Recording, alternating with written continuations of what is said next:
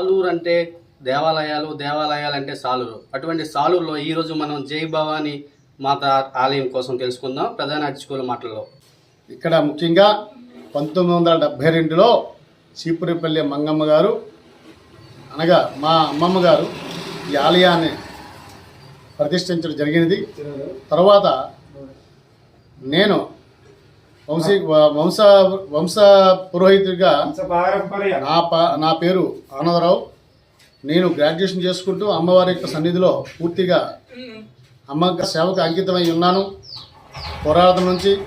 కనుక ప్రతి సంవత్సరం కూడా ఇక్కడ అమ్మవారి యొక్క కరుణాకటాక్షలు పొందుతూ భక్తులందరూ కూడా శుక్రవారం నుంచి అమ్మవారికి పూజా కార్యక్రమం చేసుకుంటూ అమ్మవారి యొక్క కృపకటాక్షలు పొందుతున్నారు.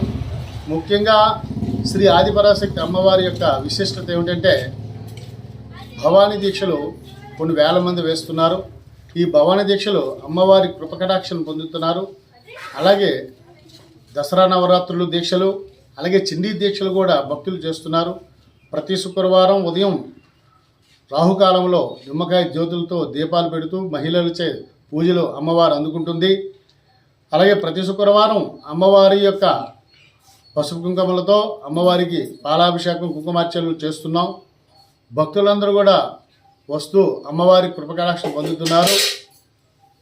జై దుర్గా, జై దుర్గా భవానీ, జై మాత.